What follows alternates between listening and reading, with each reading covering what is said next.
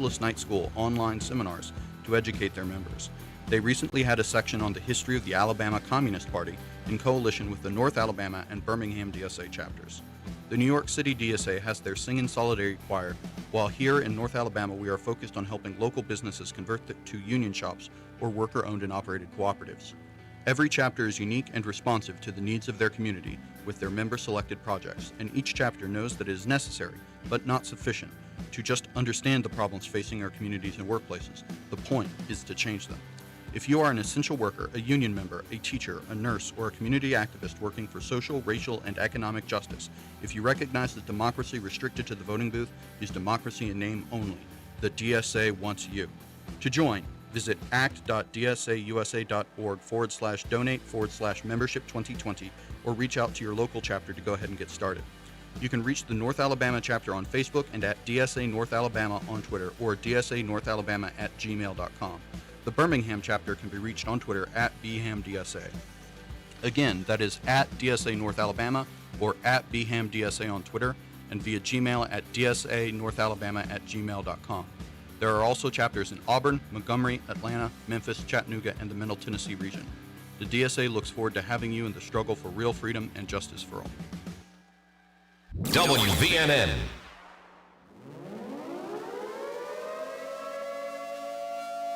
You're listening to the Valley Labor Report with David Story and Jacob Morrison.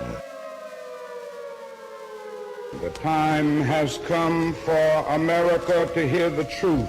We are going to stand with them, and not only are we going to fight for their rights, but we're going to stand up for our rights here in our state, in our homes, and in our community. One day longer, one day stronger. One day longer, one day stronger. Because the future of labor's rights in the United States of America is not going to be decided in the courts. It's not going to be decided in Congress. It's not going to be decided on talk radio, and it sure is not going to be decided on Fox News. Solidarity forever. Solidarity forever. Solidarity forever. For the union makes us strong. Good morning, Tennessee Valley. This is the Valley Labor Report. My name is Jacob Morrison, here with my co-host and fellow agitator, David Story. It is Saturday, October 17th, 2020, and we're broadcasting live online and on the radio on WVNN in the Huntsville, Decatur, Athens listening area from Athens, Alabama. A recording of this program will play tomorrow, Sunday, October 18th, 2020, on the great WGOL in Russelville, Alabama. Today, we're talking to Paul Prescod about Trump's anti-worker labor board. We'll take your calls and more on today's Valley Labor Report. So thanks for tuning in, folks. We appreciate your time. If you want to see what we're up to throughout the week, get our snide quips about the news of the day, then you should follow us on social media. We're on Facebook at facebook.com/Valley Labor Report. We're on Twitter at Labor Reporters. I'm on Twitter at JacobM_AL. David is on Twitter at Radical Unionist. That's spelled RADICL Unionist. If you missed part of the show and want to go back and watch it later, you can search YouTube for The Valley Labor Report and subscribe to our channel. You can go back and watch the full show there, and we also clip segments throughout the week. We also upload the program on more than 11 different podcasting apps. So, to see if we are on your listening platform of choice, go to thevalleylaborreport.transistor.fm/subscribe. And finally, if you appreciate our work and want to help us stay on the air, consider throwing us a couple dollars a month on patreon.com/thevalleylaborreport. Listener support really goes a long way to making sure that we're able to continue doing this program, so we really appreciate the folks that are helping us out, donating a few dollars every month. It really helps. So today, like I said, we are talking to Paul Prescod. He is a public school teacher, the political liaison for the Philadelphia Federation of Teachers, and a contributing editor for Jacobin Magazine. He wrote an article for Jacobin that was later republished in Labor Notes, where I read it, about the Trump Labor Board's anti-worker record, and he's here to talk to us about that today. So, Paul, thanks for joining us. We appreciate it. Thanks so much for having me. Absolutely. So, like I was talking to you before we went on the air, a lot of folks don't interact with the National Labor Relations Board, which is the labor board. If you're not in a union, a lot of times you don't really have a lot of contact with this body. So I was wondering if before we start talking about your article, if you could just walk us through what exactly is the National Labor Relations Board. Yeah, so the National Labor Relations Board, also called the NLRB, it was formed in 1935. It was a subset of the National Labor Relations Act, also known as the Wagner Act. And that basically was a law that really gave workers the right to organize in the major industries. So it's not a perfect analogy, but you could think of the NLRB as sort of like a mini Supreme Court for workers. So their stated reason is to protect workers legally and help them assert the right to organize. And they basically adjudicate cases. So, it matters for existing union members, but actually, if anything, it matters more for non-union members who are looking to organize a union. So if let's say you worked in a Walmart and you started trying to organize, if you got to the point of a union election, the NLRB would oversee that election. Right. Okay, so then the NLRB, we can think about that like a separate court system for labor issues. If you have an issue with your employer, instead of taking them to the appellate court or whatever, you're gonna file a complaint with the NLRB, and they're gonna adjudicate those matters. Right. Okay. And again, it's supposed to be something to help workers. I mean, it doesn't mean they're going to automatically take the workers' side, but generally, for the 80-odd years it's existed, the whole idea is that this is something that's supposed to protect workers. It should at least be fair. It should at least be fair. Exactly.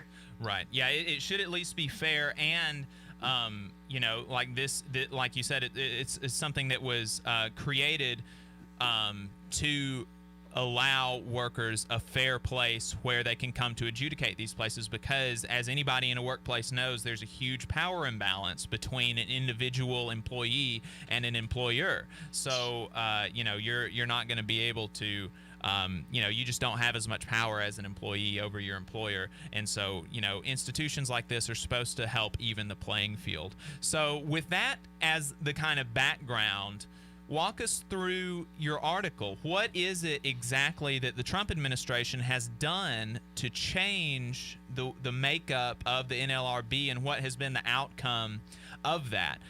And for folks who haven't read the article, which is going to be most of the people listening, it's on Labor Notes and Jacobin, and it's titled Trump's Anti-Worker Labor Board. It is a really good article. He goes through a bunch of different cases that have been decided all against workers under the Trump NLRB, and what he's been doing. So, Paul, I'm going to let you just kind of lay out your article for us. Yeah, so, and just like the president can appoint the Supreme Court people, presidents have control over the NLRB, who gets put on that. And so right out of the gate, Trump appointed all pro-management people. So usually, you want to appoint people, have some background in labor. They don't necessarily have to be a former union leader, but, some background in labor law or representing workers. It's all pro-management people right off the bat. And it's also, it's all Republicans on the board. There's one vacant seat they won't appoint because they don't want a Democrat on it. That's also usually does not happen. So that's, right off the bat. And right. And I'll just kind of underscore really quickly how unusual that is. Usually what happens is the president, there are 5 people on the NLRB. Usually the president appoints three of his party, and then 2 of the opposing party.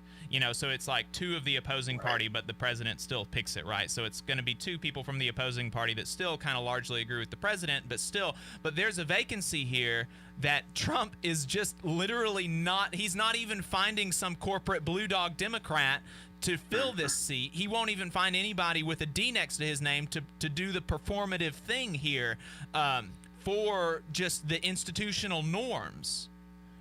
Right. Yeah. I mean, and again, it's just doesn't happen even under former Republican presidents. And, there's no mistaking what's going on. This is not a matter of, the board isn't quite as good as he promised. This is just like full out attack. And So, the Chamber of Commerce recently, they released, they called it a wish list of the 10 priorities they have for labor law. And this board, in the matter of, honestly, less than 4 years, they had already pursued all 10 items on the Chamber of Commerce's list. Some of them they've already achieved. The rest of them are in progress. So they're, literally doing the bidding of the Chamber of Commerce, which is opposed to labor. And these are things that include stuff like delaying union elections, controlling how workers can communicate with each other about workplace issues, and about establishing bargaining units, giving the employer the ability to establish bargaining units for workers.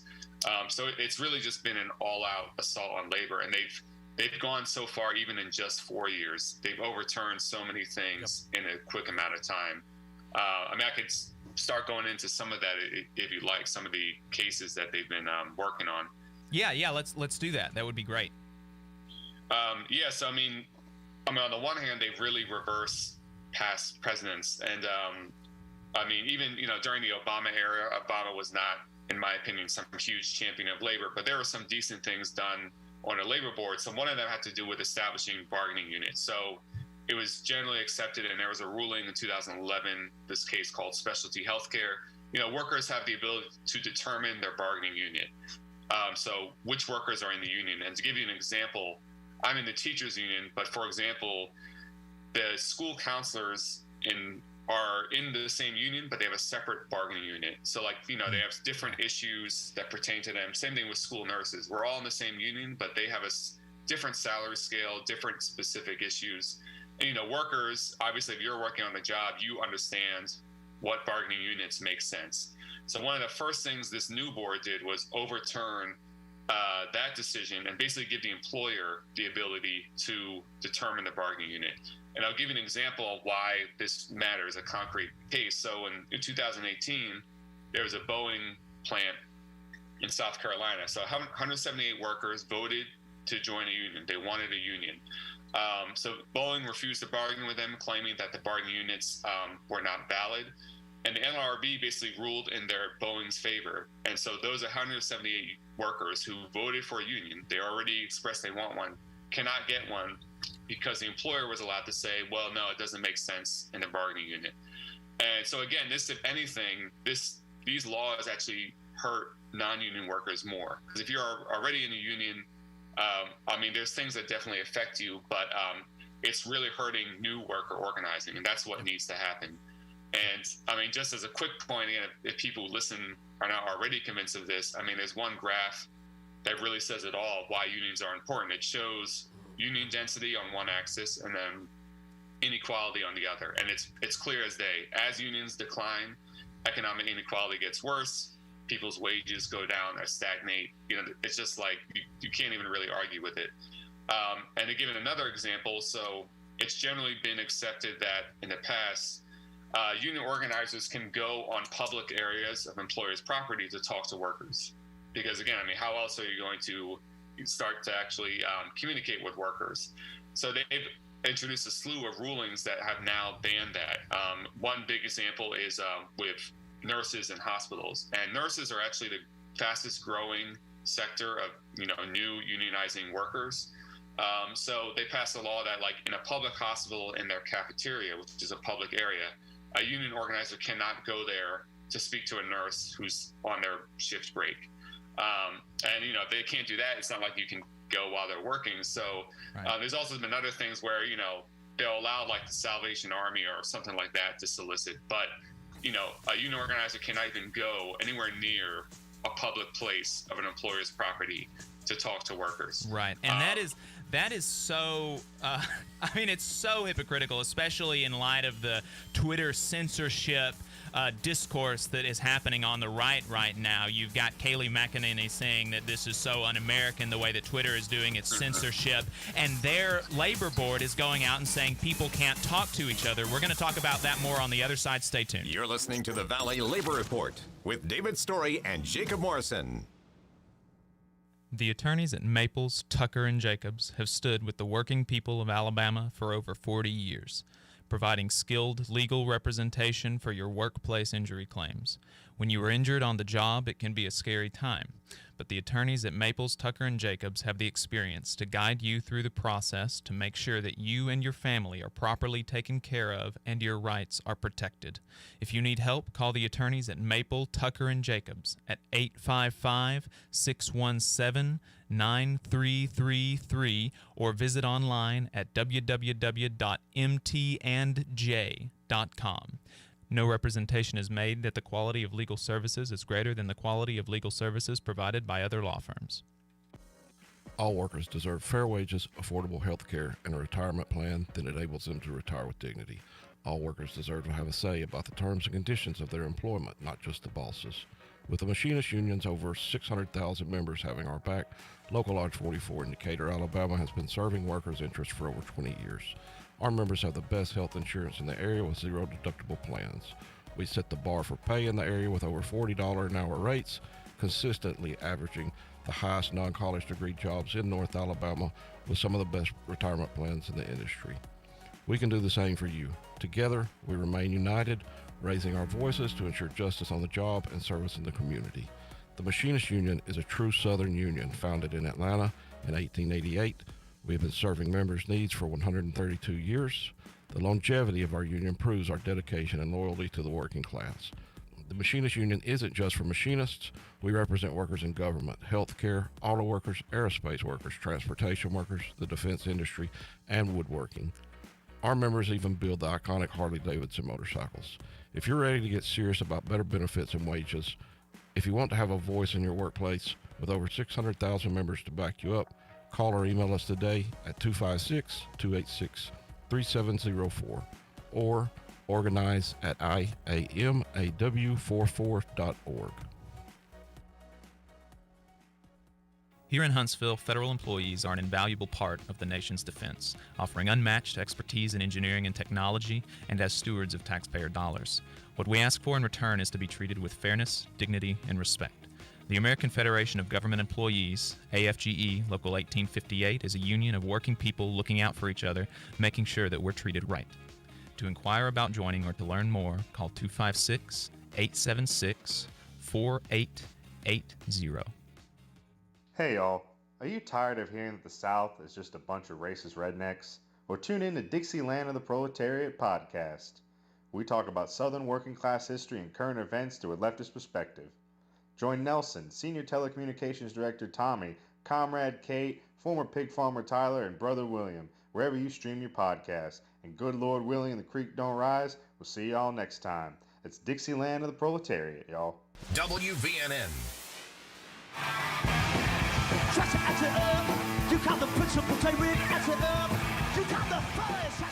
Good morning, Tennessee Valley. This is the Valley Labor Report. My name is Jacob Morrison, here with my co-host David Story. On the line, we have Paul Prescod, a public school teacher, political liaison for the Philadelphia Federation of Teachers, and a contributing editor for Jacobin Magazine. We're talking about his most recent piece that was published in Jacobin and Labor Notes about Trump's NLRB's, the Trump NLRB's anti-worker record. And the last case that we were talking about is a case that it forbid union organizers from talking to workers in public spaces on their breaks, like, for example, in a hospital cafeteria. And this is just, I mean, it's so, especially in the current moment that we're in after these Hunter Biden drops and Twitter not letting people share that on Twitter, and the Republican Party, the whole Republican Party apparatus, including the Trump administration, going crazy, saying that this is censorship, this is America, this isn't communist, Russia or China. We're supposed to be able to speak to each other. We're supposed to have free speech. That's what America's all about. In this moment, they are forbidding workers from talking to people that will help them get better wages and working conditions. And not even anything there. It's just conversations. They are forbidding conversations. They are literally the government. This is what the First Amendment is about, right? The First Amendment is not about protecting your speech from private institutions. In fact, private institutions being able to censor people's speech is a very capitalist thing. That is what capitalism does, is it allows owners and bosses to police the speech of workers and citizens. What the First Amendment is supposed to do is it is supposed to protect our ability to communicate with each other from the government. This is the government telling people that they cannot speak to each other. And so I'll let you go off on. Or David, was there? You looked like there was something you were about to say there. Yeah, that was pretty much exactly what I was about to say. It's a constitutional issue as much as it is a worker issue, and the fact that freedom of assembly and freedom of speech are being suppressed through government action. So yeah. Yeah, and that's such an important point. And, and I'll put my cards on the table. I mean, if it's not obvious now, I'm pretty far to the left. And I actually agree that what Twitter does was censorship and actually unacceptable. I think I agree with I don't like Trump, but I thought what they're doing is scary because, they could use it against any side. Mm-hmm. And so, I mean, in many ways, what this labor board is doing is it's just straight up Big Brother authoritarianism. I mean, it literally is. That's actually what Orwell was trying to tell us about was government overreach in the, Big Brother censorship type stuff. And that the critique of private institutions, private censorship, that is a left critique. And David and myself, and it sounds like you as well, we are not in favor of Twitter and Facebook and these these corporate oligarchs being able to control our thoughts. But that is not a capitalist idea. That is not a conservative idea. That is a left idea. Right. And to give just a few more examples, I mean, there are rulings related to worker health and safety with COVID are really terrible. Yeah. So, they've instructed their regional board directors to basically not hear cases over occupational safety and health. So if a worker feels they're in danger because of the pandemic, they're not even going to hear that case. They also said, if you can't go that route as a worker, if you want to, let's say, try to go to the media, because that might be your last option, they even ruled that is not protected speech. So you, as a worker, if you are in an unsafe workplace, whether it's COVID or anything else, you could literally be fired for speaking out against that. I mean, it doesn't get any worse than that. And even, there's a ruling related to Walmart. Often when unions are organizing, they do, some people call them structure tests. So it's like, let's see if we can get every worker to wear a union pin on a certain day to demonstrate their support. They ruled that, you can only wear a pin of a certain size. It has to be small enough. You can't wear shirts that say anything about a union. And I mean, the BS excuse they said was this would enhance the shopper's experience, as if, if you're a shopper and you see someone with a union pin, that's going to, dissuade you from buying stuff, which of course is just ridiculous. But again, it's down to what you say, down to the clothes you wear, down to what you do. I mean, they're trying to control every aspect of a worker's life. And again, it's very clear why, because, profits have been at, we've never seen profits from many companies at this level. And even during the pandemic, I mean, I'm sure people have seen that Amazon has been doubling their profits due to the pandemic. And they don't want workers getting any sort of slice into that. And so they're taking this opportunity to really just take the law as far as they can go. And they've been using this board to do it. But I think it's absolutely right to see this as a free speech First Amendment issue. Yep. And a lot of, here's the problem. Who we're broadcasting to has probably very little clue of the NLRB. And it's not just the general public. Even my members out on the shop floor are constantly asking, why are we taking losses where we wouldn't have taken losses in the past? And I've got a lot of Trump supporters where I work. And it is so difficult to get them to understand that these appointees, and it's not just appointees to the labor board, but even the council. I pointed out the other week with Jacob, even the council that was appointed to the labor board came from the Reagan era. He was the primary leader of breaking the Patco strike. Everything that this administration has done with organized labor has been to decimate it. They are not friends of the workers by no stretch of the imagination. Right. Yeah. And that's really why I wanted to get this piece out there because, and I'll say this, I give Trump credit for in 2016, he did talk about workers a lot. And I was, banging my head against the wall because I'm saying, why aren't the Democrats reaching out to workers in this way? But, and I'll be totally honest.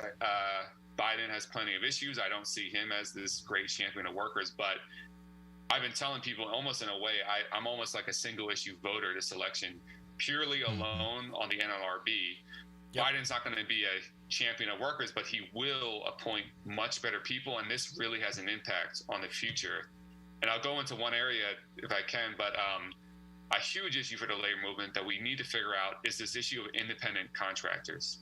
So when you're an independent contractor, the National Labor Relations Act does not apply to you. So that means you can't organize a union. Traditional labor law does not apply. And the Department of Labor has estimated that over 30% of companies misclassify workers on purpose to get around labor law. Right. Paul, we're going to have to, we're coming up on a break. We're going to have to bring you in on the other side. We're going to bring you in for one more segment, if that's all right. And we're going to talk about worker misclassification as independent contractors, which, like you said, is a very, very big problem. And the Trump NLRB is not going to do anything for workers that are being misclassified. So stay tuned. We're going to talk more about that on the other side. This is the Valley Labor Report. Huntsville's #1 news, talk, and weather station. WVNN Athens. WVNN FM Trinity. A Cumulus station. It's 10 o'clock. From ABC News, I'm Brian Clark. It's 17 days from Election Day. President Trump on Friday is forecasting another 4 years in office. We will have a red wave, the likes of which they've never seen before, and that includes 4 years ago. So the campaign event in Ocala, Florida, but today on Twitter, he's criticizing a prominent Senate Republican, Ben Sasse of Nebraska, calling him the least effective of our 53 Republican senators and a person who truly doesn't have what it takes to be great. It's after Sasse made comments critical of the president, and ABC's Rachel Scott has more on the state of the Republican Party from Washington. Some Republicans now creating some distance between themselves and the president. Two Republican governors, Charlie Baker of Massachusetts and Larry Hogan of Maryland, now saying they will not be voting for President Trump, and Senator Ben Sasse of Nebraska warning that if President Trump does lose the White House, it could bring the Senate down with him. And Senator David Perdue of Georgia's re-election campaign says he simply mispronounced the name of his Senate colleague Kamala Harris at the president's rally in Georgia on Friday, where he said he mispronounced her first name. A Harris spokesperson said it was incredibly racist. The president campaigns today in Michigan and Wisconsin is experiencing a high number of COVID-19 cases. The U.S. saw almost 70,000 new cases on Friday alone, and ABC's Trevor Ault has more on steps that are being taken to try to keep people safe. As we wait for a vaccine, the Trump administration has announced a deal with CVS and Walgreens to get a vaccine administered to nursing home patients and staff for free. Drug companies say it is going to take quite some time to manufacture enough doses for the entire country. Disaster aid money will go to California after President Trump first denied the state's request for a major disaster declaration. Over 4 million acres have burned in wildfires. He approved the declaration on Friday. No word on why the change of mind. You're listening to ABC News.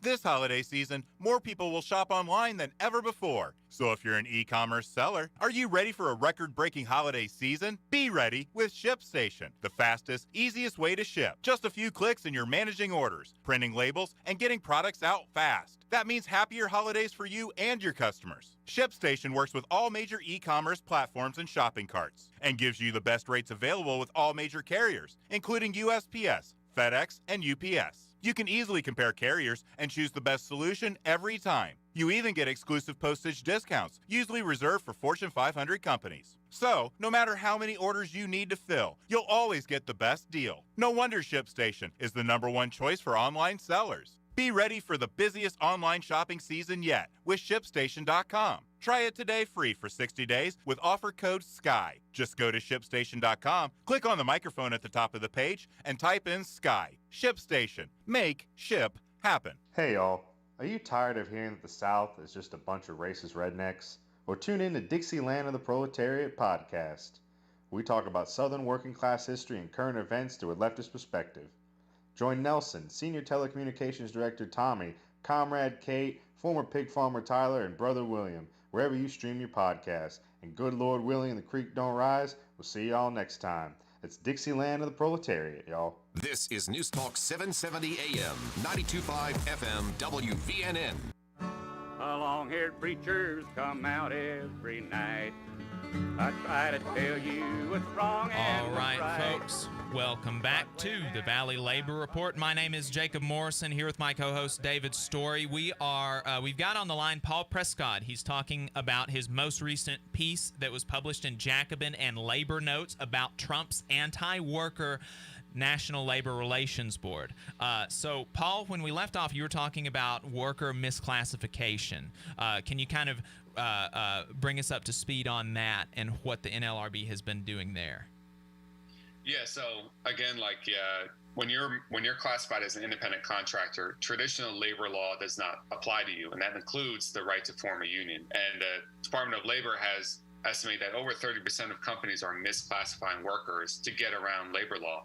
And this is a huge issue. I mean, to name one example, Amazon, I have a friend who working as a delivery person, they've contracted out the work, and this is, really grueling, backbreaking work, and can't form a union even though he wants one.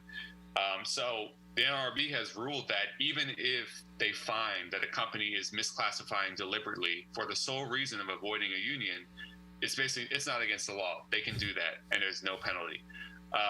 And in a specific case, they basically ruled in 2019 around Uber drivers, and have determined that these Uber drivers who took it to the board, they are independent contractors, and of course that's a huge portion of the economy that's growing. And many of those drivers, if you know about it, when you start out, you kind of get these bonuses and incentives, but as time goes on, so many of these Uber and Lyft drivers are realizing, oh crap, I can't pay for this car, I'm not making enough money. So a lot of them are starting to push to organize, and the board is directly intervening against them. So again, I think independent contracting is actually priority number one for the labor movement, because if we can figure this out and stop companies misclassifying, we can grow the labor movement and improve union density. And again, this board is really trying to stop that.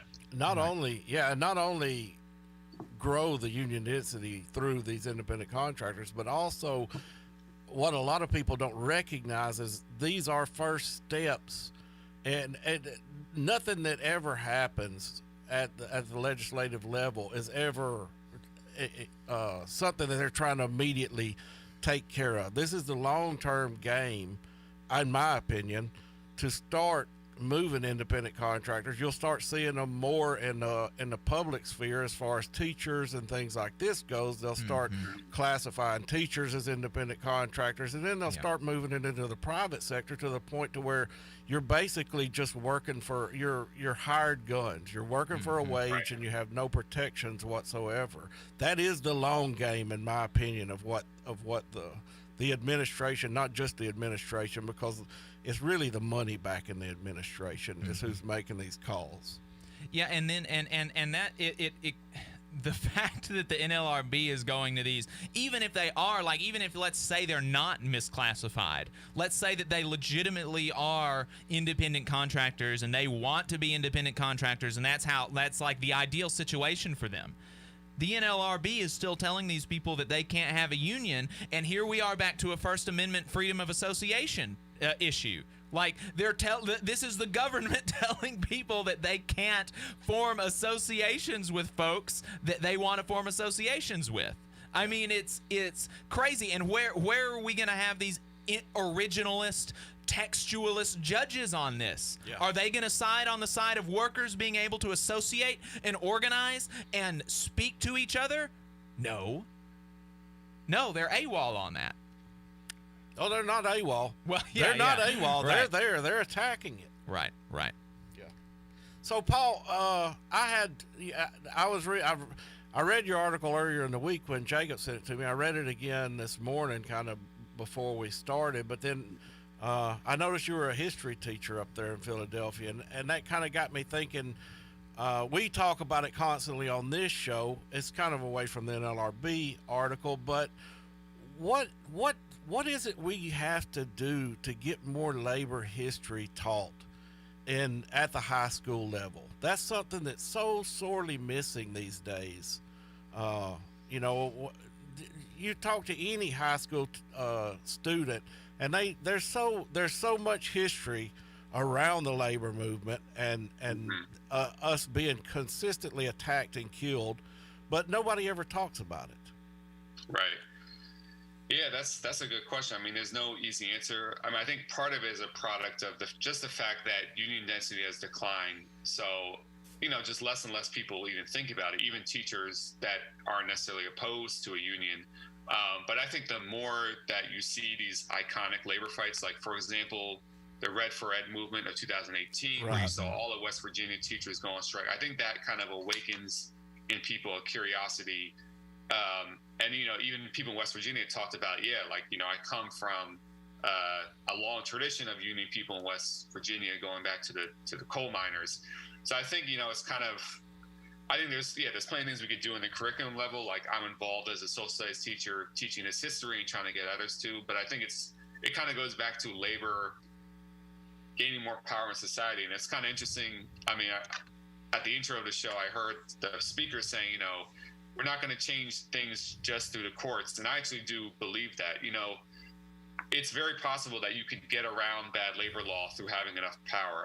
One example is that, it used to be a law that public sector workers, like teachers, cannot strike and cannot form a union. And they actually changed that by striking and breaking the law in the 60s. And if everyone does it, there's nothing they can do. So, the Red for Ed strike in West Virginia in 2018 that you just mentioned, it was illegal. Yeah, they're all right. And that's the thing. And so I want, obviously I just wrote this whole article on the law. The law is important, but just people should realize it's not going to just be about getting better people on the board. That is important. It absolutely is important, but it's also about, again, building our power in society. But the importance of the law is that overturning some of these laws will actually allow us to grow as a union movement. And we have this opportunity because the latest polls are showing the highest approval rating of unions in a very long time. And more Americans saying they want a union. It's not a mystery. I mean, people are really hurting, especially now with the economic crisis. And what do unions do? I mean, the main thing they do is improve wages and benefits and give you a voice at work. So that's no surprise that more Americans want unions. And so, our task is to keep building that movement. And I think as that happens, more people are going to look to the history to learn more about it. Yeah, I sure hope so. Because it's incredibly important. Like when I was in, I learned some about some of the big strikes, some of the big labor folks, but ultimately the impression that I came away with in high school was that this was just the natural order of things, and that it was at least as much, the way that I learned about the about workers getting higher wages in the 40s and 50s was that Ford was like, oh, I want people to be able to buy my cars. And, that was absolute, falsehood, but it sounds good. That's how I was taught that we got higher wages, better working conditions, and like a weekend. And it was the benevolence of the bosses. Yeah.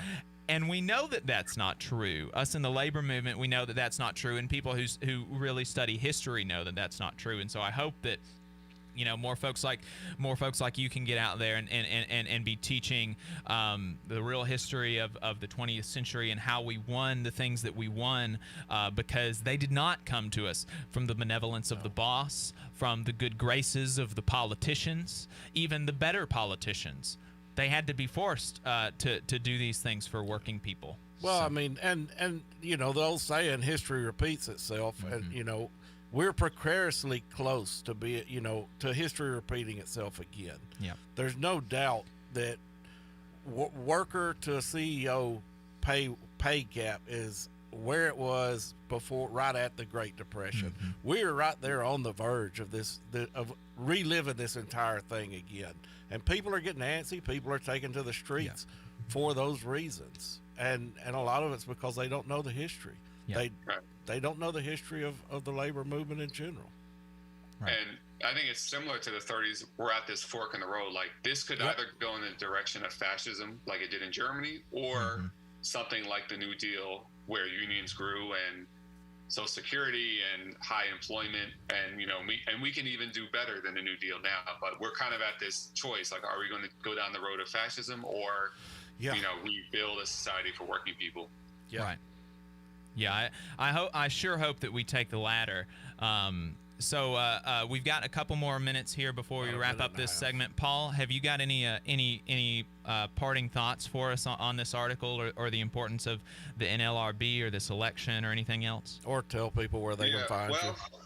Again, I don't know who exactly is listening to the show in terms of their political views, but I would just urge people, if you're a Trump supporter or people who are, to really, like, one thing that has bothered me is this stuff with the culture wars, and we get so easily divided. And again, to be fair, Democrats and Republicans do it. And Trump plays on that all the time, but we need to be laser focused on really the bigger picture. And I think if more and more working class people, we come to them with this message, we can convince them that Trump is not in your interests. So I would just urge people, to not get bogged down in these culture wars or wearing a mask versus not wearing a mask. I mean, ultimately, what matters more, that or the fact that, you should have the right to get a higher wage and good benefits, and to really look at Trump, have a sober look. Like, again, it's easy to get distracted by his tweets. I mean, at the end of the day, I don't really care about his tweets, even if they're ridiculous. I care about what are the laws he's helping to put in place. And it's just very clear. He's on the side of the employer, the rich, who have been driving this country into decline for the last 40, 50 years. And so your vote should be based on that. And, I'm not saying the promised land is going to come with Biden. We got to keep fighting. But this is just one step in trying to build back the labor movement. Right. For working people, the question is, who do you want to be your enemy? Yeah. Do you want to be fighting Biden, or do you want to be fighting Trump? Where can people find you at, Paul? We got about, about 10 seconds left. Sorry, what was the question? Where can you find me? If you Jacobin Magazine, Paul Prescod, there's a list of plenty of other articles I've written on labor. All right. Paul, thanks for joining us. We really enjoyed the conversation. And like he said, you can find a bunch of his articles at Jacobin Magazine, jacobinmag.com. Thanks for listening. Thanks for joining us, Paul. We really appreciate it.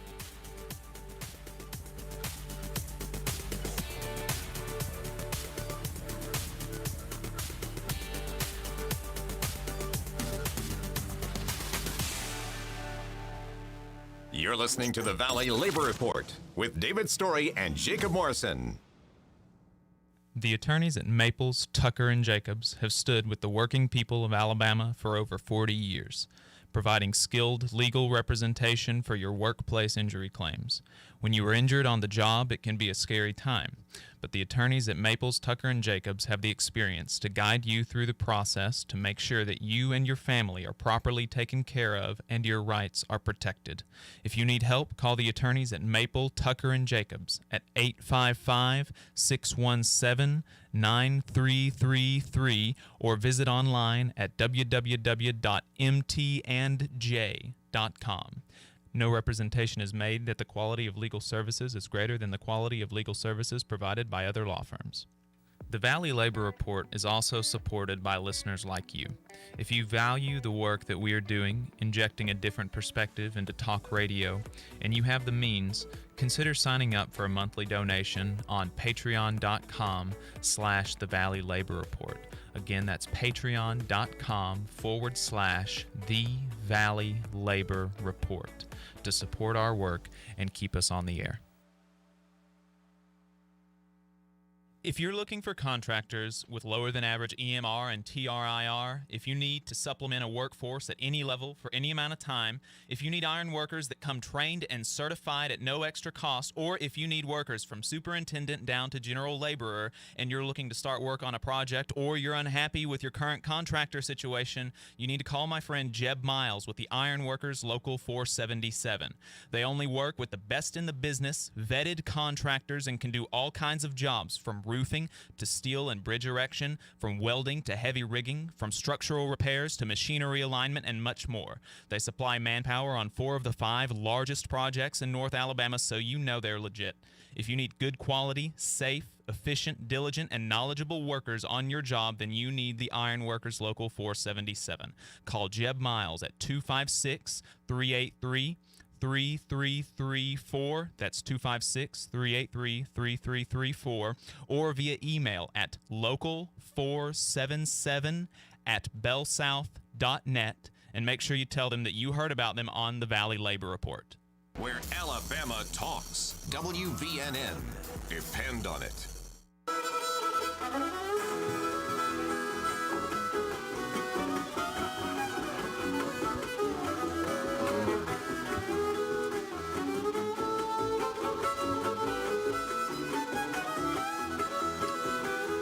All right, folks, welcome back to the Valley Labor Report. My name is Jacob Morrison, here with my co-host David Story. We just wrapped up talking to Paul Prescod. He is a public school teacher, the political liaison for the Philadelphia Federation of Teachers, and a contributing editor for Jacobin Magazine. We talked to him about his most recent article that was published both in Jacobin and Labor Notes on Trump's anti-worker NLRB record. If you want to go back and watch that interview because you missed it, you can search YouTube for the Valley Labor Report and subscribe to our channel. Go back and watch it on the stream, and we'll probably have that interview cut up and posted as a standalone video here in the next week or two. I really enjoyed that conversation. He really knew what he was talking about, really kind of laid it all out really clearly, what's happening with the labor board. Yeah, it was an excellent conversation. Mm-hmm. And the biggest takeaway for me anyways is don't listen to what somebody tells you they're going to do. Mm-hmm. Watch what they do. And that's something that we preach constantly, is holding your elected officials accountable. But in order to hold them accountable, you need to understand what they're doing in the background that affects your everyday living. Right. It's real simple. You can ask people that deal with the arbitrations every day, and they'll tell you our union has gotten to the point to where we are scared to take anything to arbitration because it's almost a guaranteed loser constantly. Right. Whether it's a good case can be made or not, they're just going to rule against you one way or the other. Right.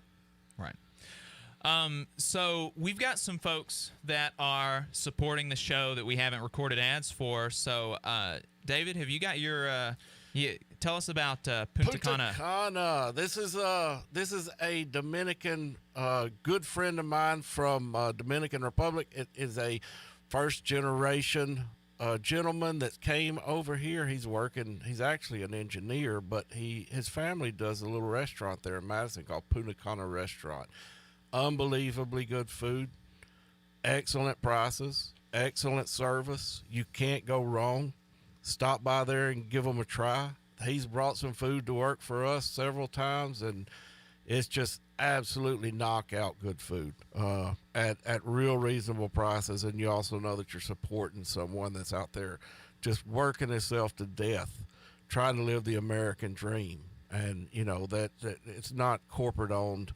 I'm not going to say any names on the radio. We'll just say it's not corporate owned. If this is where you need to be. This is what we preach constantly, is supporting each other through your purchases. And this is a good kid. He's working hard. But the biggest takeaway is the food is excellent. Stop by there, tell them we sent you, and pick up something. It's like $8-9 for a full meal, and you're talking about excellent food. Yeah, that is really good, and that's at 30098 Andrea Lane in Madison. Yep. 30098 Andrea Lane in Madison. So make sure you stop by Punta Cana Restaurant and let them know that you heard about them on the Valley Labor Report. While we're doing kind of PSAs, we're really excited about this. Our show on November the 7th is going to be a remote. We're going to be on location in the pipe fitters in the parking lot of the Pipe Fitters Union Hall in Madison. And we are going to be we have invited all of the local labor unions to come and set up a tent or a booth or one of them set up something where they can educate people about the work that their union is doing. We're going to interview a bunch of rank and file union members and elected officers of unions so they can tell our audience what's going on in their unions. And also, if you are just a member of the public and you're a listener of the show, you've never met any of us, you've never met any union folks, you don't know you don't know much about the labor movement or how to get involved, how to form a union in your workplace, or what unions you could form in your work, come out and meet us. We're going to have some coffee and donuts in the morning. Brother David is going to be smoking some chicken to have for lunch, and he is a fantastic cook. Y'all haven't had his cooking, but I have, and it is really, really, really good. It's going to be a lot of fun, though. It's going to be a lot of fun, yeah. Get on the radio. We got, we've had people call in that wanted to discuss different ideas. Come out and discuss them with us. It's some place where we're not confined to just a few minutes where we can have a discussion on the radio. We can have an in-depth discussion over what's best for the workers. Yeah, and then after, we're going to keep going after we go off the air on WVNN. We're going to keep the stream going for probably an hour or two, however, until we get bored. We're just going to keep talking to folks until we get bored. Or people quit coming. Yeah, it'll be an all-day event. Yeah, we're going to be out there by 9 o'clock, and we're going to probably stay out there till at least, 1 or 2 or something. And believe it or not, there's a lot. You don't just have to form a union in your workplace. If you're in the trades, there's a lot of trades right now that are just absolutely dying for workers. The iron workers, 477 over in Florence. They're constantly looking for good workers that know their trade and can hone their skills in a quality workmanship, craftsmanship. They're constantly looking for them. IBW 558. They're over at the Toyota Mazda plant. It's all union work over there. Yeah. There's a lot of unions that are hiring. I believe that your local is the employer that y'all represent workers at. They're hiring. So they're, even if you're unemployed, you might could treat this as a job fair even, and get not just some corporate non-union job where you don't make anything, don't have any benefits. You get yourself a good union job, if you've got a job, you can talk to us about how to form a union in your workplace. So and you're talking about, when we talk about good union jobs, we're talking about $40 an hour jobs. We're not talking about these I'm not going to say any names, but we're not talking about these places that's going to give you $22 an hour and work you to death. We're talking about $40 an hour plus good health benefits, plus good 401k. We're talking about excellent jobs where you can make a living, not just scrape by. The IBEW, they have the Electrical Workers Union. Their health insurance is 100% employer sponsored. I believe the iron workers are as well. I believe they're both. Yeah. Maybe. It may be. Jeb will probably tweet at us whether or not that's true. But 100. Who's heard of that? 100% paid. You don't even have. No, I don't even have that. I don't have that. But IBEW, I don't have that, and I've got this. I've got this. Job that requires a college degree. I spent 4 years at university to get the job that I have, and folks that came out of high school and went into the IBEW, they've got 100% employer-sponsored health care. That's like, you don't have to have a college education to have to have a good union job. It's going to be a lot of fun. It's going to be a lot of fun, and not everybody in the labor movement here in Huntsville is crazy lefties like me and David. Y'all have. Here's the thing, and we don't talk about it enough. But here's the thing: is union jobs for whatever you believe, whatever side of the political aisle you may fall on, anything, all of that really don't matter. No. what a union job will do is change generationally, will affect yours and your children's lives, because it puts money in your bank account. It helps pay for college. I mean, it's if you are with an AFL-CIO affiliated union, 100% paid for college for you, for your children, for your wife, or for your grandchildren. Who else does that? 100. I mean, think about that. Yeah. How much does somebody spend on college right now? All you have to do is pay union dues, and you, your wife, your children, your grandchildren, 100% paid for college education. That includes books. There's no money out of pocket whatsoever. That changes your family for generations to come. Yeah. And this is working people supporting working people, and you ain't got to sign a pledge saying you're going to vote for Joe Biden. No, you ain't got to do none of that. None of that.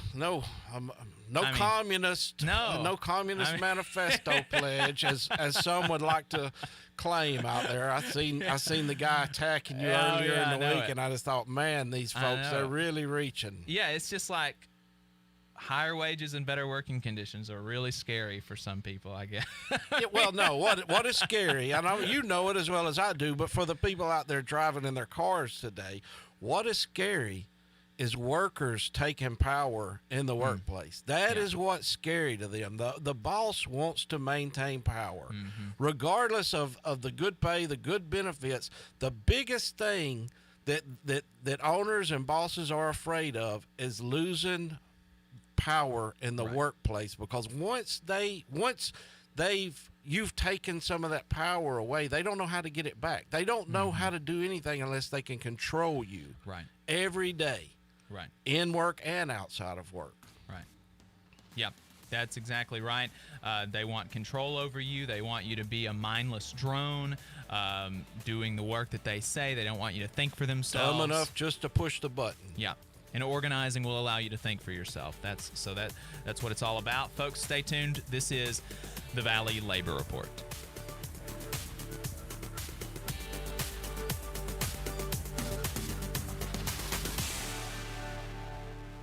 You're listening to the Valley Labor Report with David Story and Jacob Morrison. This is News Talk 770 AM, 92.5 FM, WVNN. News starts now. A grim milestone in the fight against coronavirus as the U.S. surpasses 8 million confirmed cases, with nearly 70,000 new cases being reported each day. ABC's Trevor Ault. This week, 11 states hit new record high case totals, 13 hit record hospitalizations, 2 hit record deaths. And Wisconsin, now averaging more than 3,000 cases a day, broke records in all 3 categories. In New Mexico, hospitalizations have jumped 70% this month. The governor tweeting, "We are past the point of prevention. More New Mexicans will die." On the campaign trail, President Trump rallying in Wisconsin today as that state averages more than 3,000 COVID cases a day. Joe Biden jabbing the president for his coronavirus response in a statement saying, quote, "The sad fact is that it didn't have to be this way." The White House now reversing course, granting California's request for disaster relief after what has been the state's worst fire season on record. Dave Packer, ABC News. The attorneys at Maples, Tucker, and Jacobs have stood with the working people of Alabama for over 40 years, providing skilled legal representation for your workplace injury claims. When you are injured on the job, it can be a scary time, but the attorneys at Maples, Tucker, and Jacobs have the experience to guide you through the process to make sure that you and your family are properly taken care of and your rights are protected. If you need help, call the attorneys at Maple, Tucker, and Jacobs at 855-617-9333 or visit online at www.mtandj.com. No representation is made that the quality of legal services is greater than the quality of legal services provided by other law firms. People across Alabama are hurting. Elected leaders have bailed out corporations while sending only a one-time cash payment to working families despite record unemployment and a public health crisis.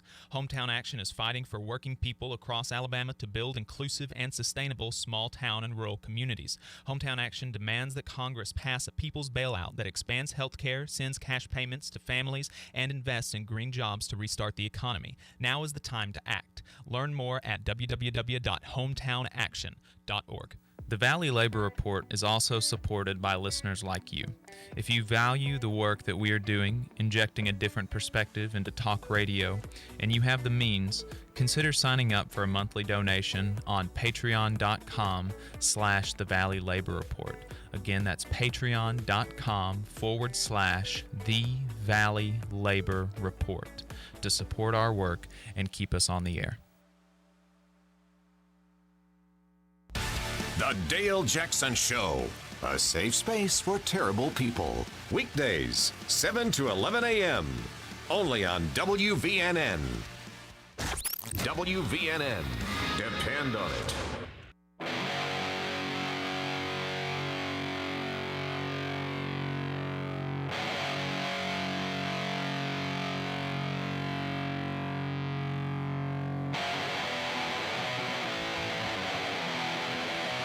Let's go! All right, folks, welcome back to the Valley Labor Report. My name is Jacob Morrison, here with my co-host and fellow agitator, David Story. If you want to get on the line with us, you can give us a call, 1-866-494-9866. The number is 1-866-494-WVNN. We're having such a good time this morning. Man. I feel good. I feel good. You know, yeah.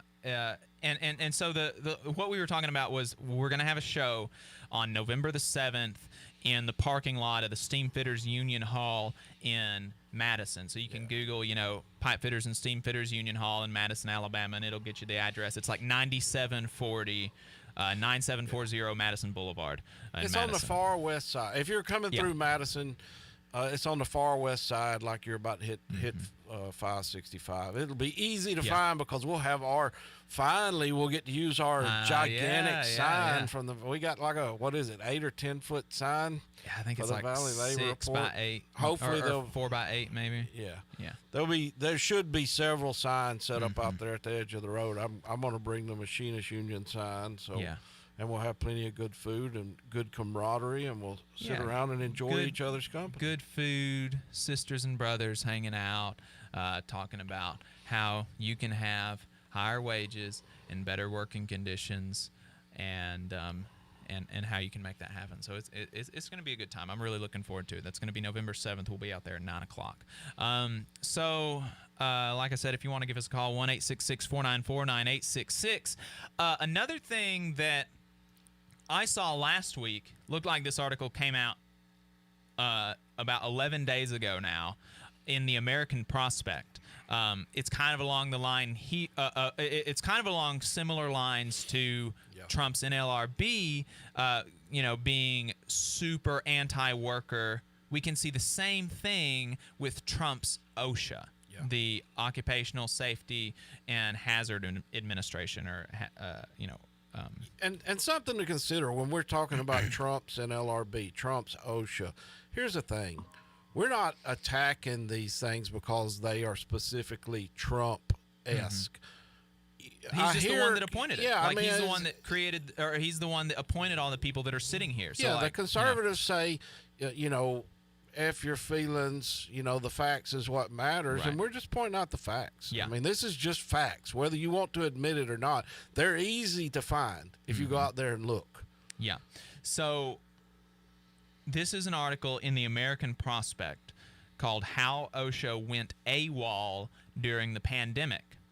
And one of the facts that it points out is that OSHA reports it has received over 10,000 complaints from workers about lack of protections against the coronavirus. That is just about lack of protections against the coronavirus. Nothing else. Like these more than 10,000 complaints only about the coronavirus. Yeah. Okay. until this has only been in the last 6 months. Yeah. I mean, we're just talking about 6 months. Until early September, the agency, out of these 10,000 complaints, has issued citations to 2 employers. Yeah. Two employers. 10,000 complaints and 2 employers. Okay? That is insane. Do you know how many of these OSHA has even inspected? 199 inspections in response to these complaints. 10,000 complaints. Over. 199 inspections, 2 citations. And OSHA has already closed more than 8,500 of these cases without taking any action, no follow-up, no investigation. They're just saying, we don't have the capacity to do this, and so we're not going to, and so you are on your own. Yeah.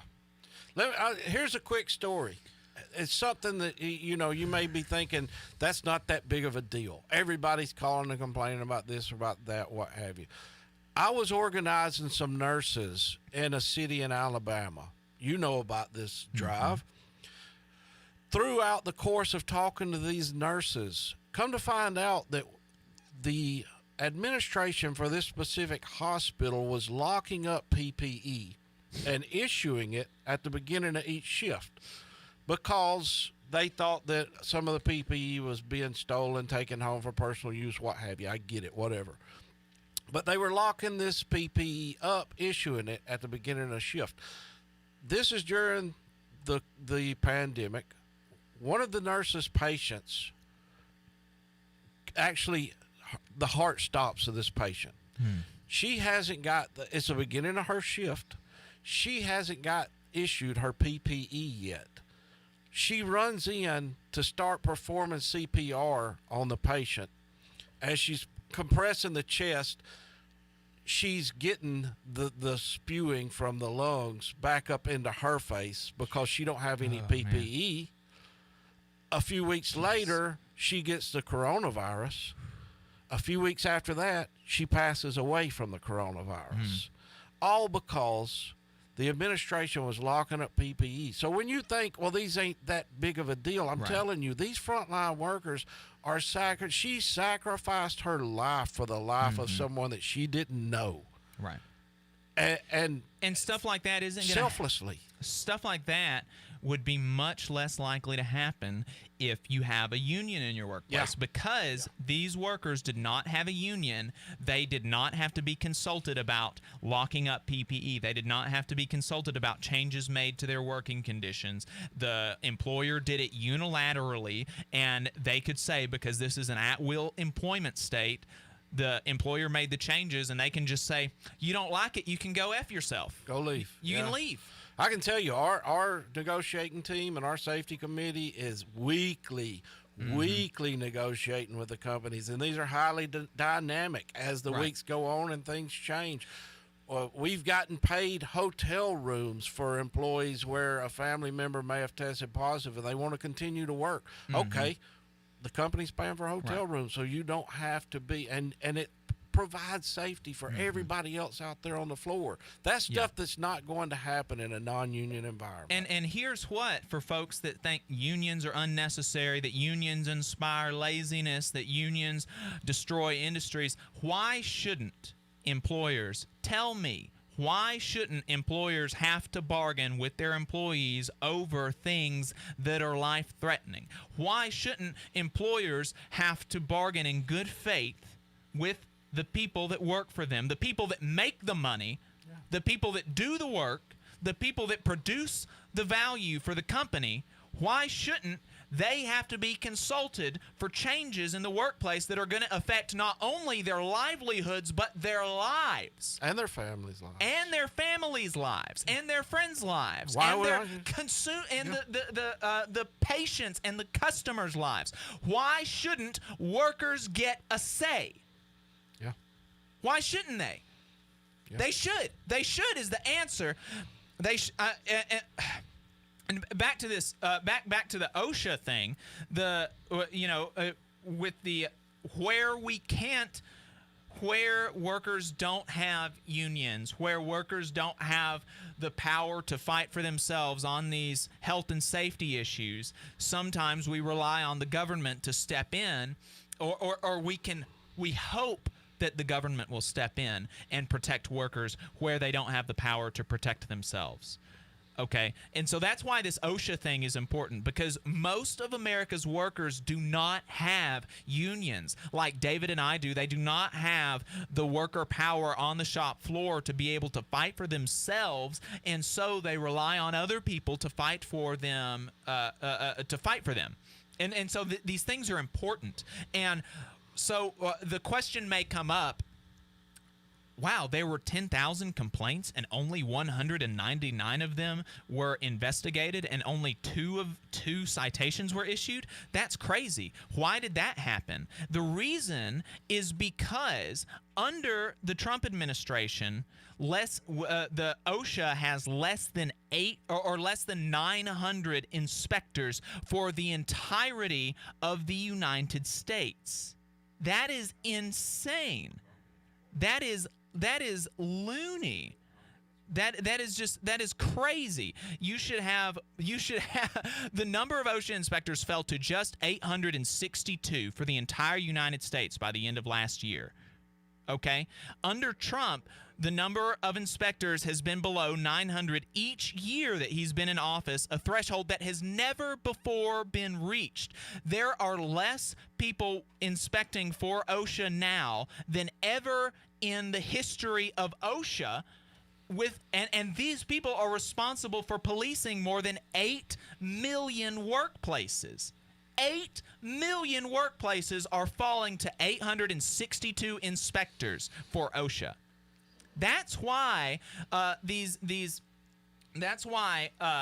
all of these complaints are just falling through the cracks. That's why workers are not being protected, is because the Trump administration has allowed these important institutions to just wither on the vine. And I've said this before, this was the Bannon plan. He said explicitly at the beginning of the Trump administration that his goal was the decimation of the administrative state, and this is the administrative state. This OSHA, the protecting workers' safety and health on the job, that is part of the state that the Trump administration has been out to destroy from the get-go. And that is why we constantly say you should not rely on the government to protect your rights. Right. It is the same concept of the reason that you have Second Amendment rights is to protect your rights. Mm-hmm. Under the freedom of association, joining a union will help you protect the rights that we know the government is not going to protect. Right. I mean, that's the entire. For every conservative out there that says unions are bad, they are doing exactly what the free market sets up for them to do, and that is they rely on their own sales and their association with their other workers to protect the rights of each individual worker and not rely on the government. It is as free market principle as it gets. And that's and you know, you've got libertarian and conservative members that say that, that say I don't want to have to rely on the government for my safety and my health and my pay. I want to be able to do it myself. And that's these unions are the way that you can do that without, and it's way more efficient than relying on the government. Because look, if the people don't have a union, I am for the government stepping in and having safety and health requirements and wage requirements and stuff like that where workers don't have unions, because I think it's better than nothing. Okay, but barely, and whenever you get anti-worker administrations in, like we have currently, you can't rely on even these meager institutions that were built up before, because they are allowed to wither on the vine. So the most effective way to protect your rights, to protect your life on the job, is to organize, is to form a union in your workplace and fight with your brothers and sisters for better wages, working conditions, et cetera, et cetera, et cetera. Yeah. Negotiate. I mean, it's the free market principles at work. You're negotiating your pay. You're negotiating your working conditions. You're negotiating your health care. Right. You know, where else can you get that? Right. That's exactly right. Folks, if you want to give us a call, we've got one more segment. The phone number is 1-866-494-9866. Again, that number is 1-866-494-WVNN. You are listening to the Valley Labor Report. Stay tuned.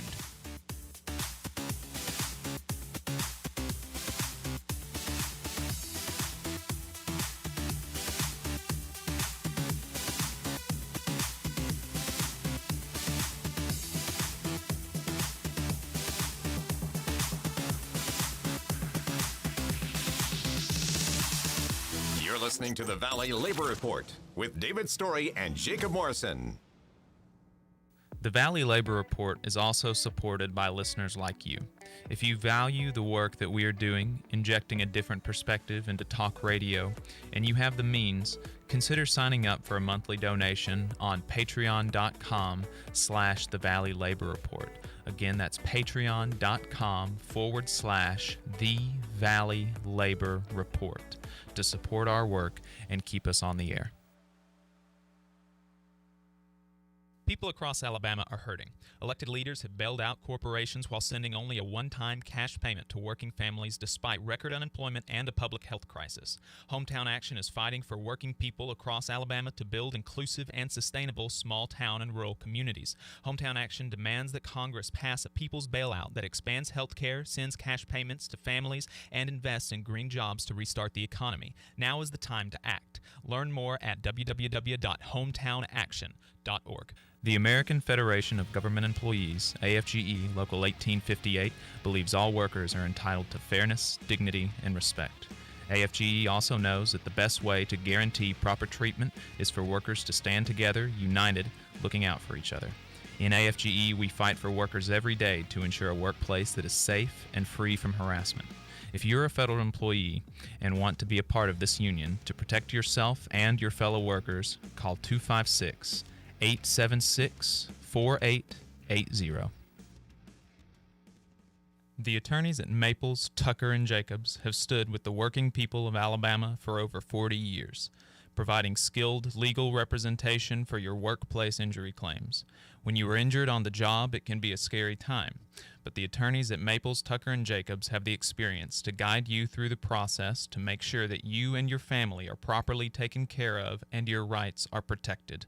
If you need help, call the attorneys at Maple, Tucker, and Jacobs at 855-617-9333 or visit online at www.mtandj.com.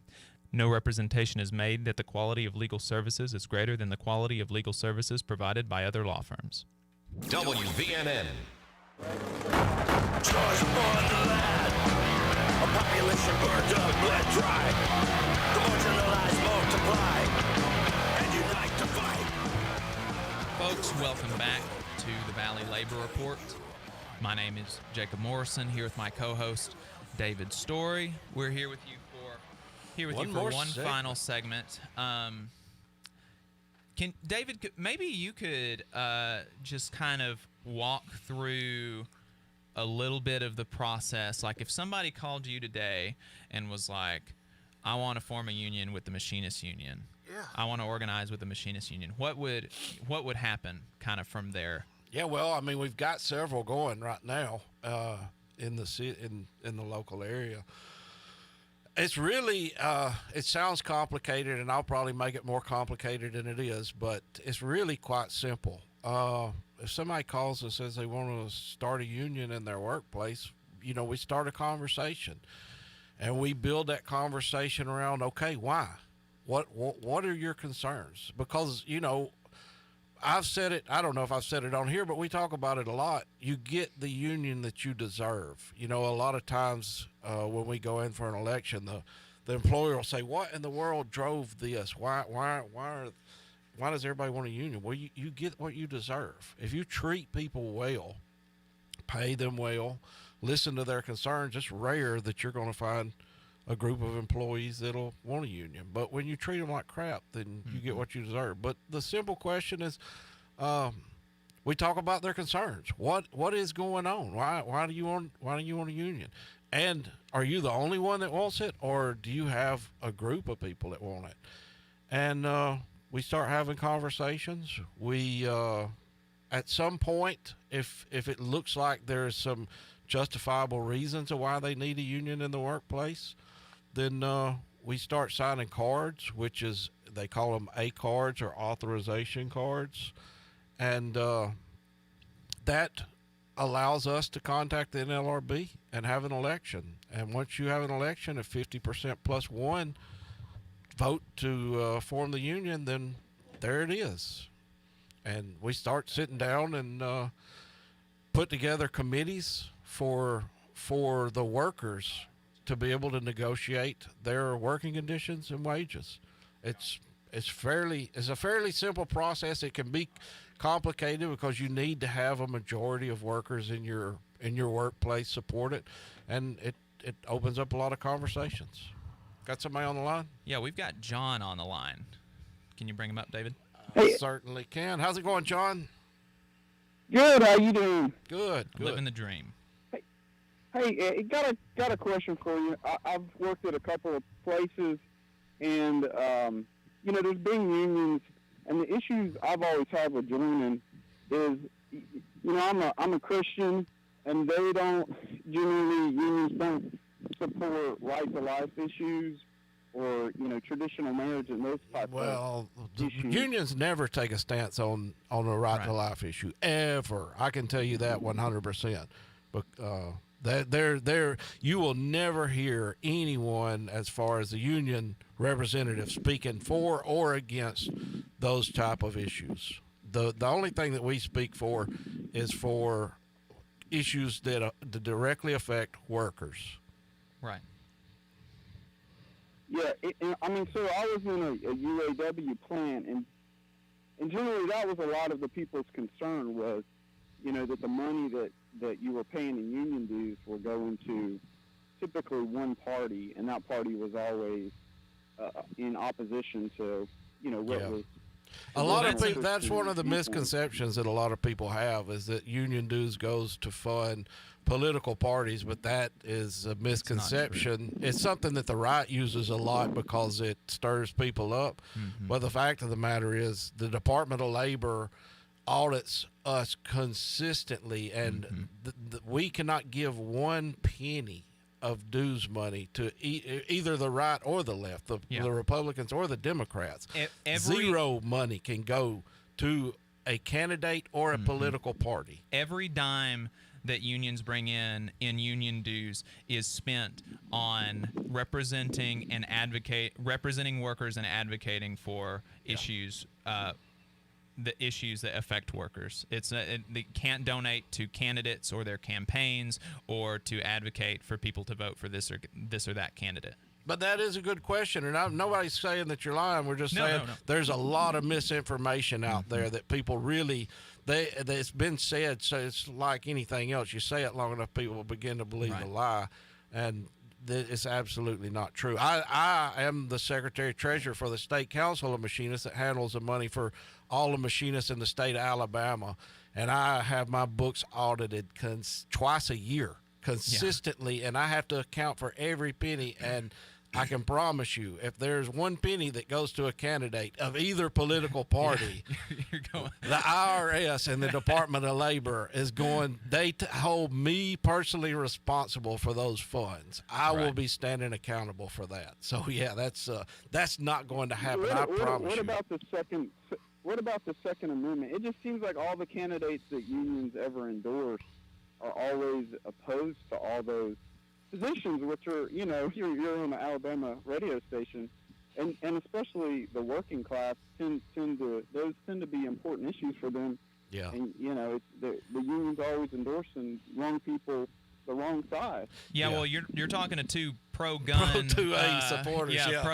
Two pro-gun union folks right here. So you know, and we've got, like, we're not like carrying water for the Democratic Party here. We've got lots of critiques of the Democratic Party, of Joe Biden, et cetera, et cetera. And in fact, I've been trying for weeks to get on a labor reporter who is also a very pro-gun person, and she wrote an article about Joe Biden's gun plan and how his gun plan is not good and how it's going to hurt minority gun owners. So, and so, you know, we have critiques of those issues, but your union dues don't go towards any candidate. Unions are going to endorse candidates, yes, but union dues are not going to go towards those campaigns. And when unions make endorsements, we make those endorsements based on how are these people going to affect our ability to bargain for better wages and working conditions on the job. Yeah. That's what we look at. Yeah, I mean, you have to look at it through the same perspective of unions. The entire purpose of a union is to build the economic strength of the worker, and that is they're not concerned about your rights to carry a gun. They're not concerned about a female's rights to choose or pro-life or any other. That comes from your church. Mm-hmm. That's if you're worried about your Second Amendment rights, then some people say that comes from the NRA. Some people say that comes from the SRA. The union is simply there for workers' rights. So when they make these endorsements, they make those endorsements based solely on workers' rights issues. The NRA makes endorsements solely on Second Amendment issues, and I would think that most of your churches make endorsements based on their specific causes. So you can't expect a union to cover all the causes of every worker, because I've got tons of workers that I work with that are pro 2A. I would say most of them. I've got tons of workers that may be pro-life or pro-choice, but we're not concerned about any of that. Right. Those are wedge issues. Did your union make an endorsement? Pardon? Did your union make an endorsement? Unions can make endorsements, yeah, but they can't force members to vote any which way. If unions make endorsements based on who's going to be good for workers' issues. Who we think is going to be good. Who you think is going to be good. Who do you endorse for president? I don't endorse either one. It depends on the different unions, but a lot of unions have endorsed Joe Biden, but we haven't. We're not making any endorsements here. But we are out of time, folks. Y'all got to call earlier. You got to call earlier. Everybody's calling into the last segment. We will see you next week on the Valley Labor Report.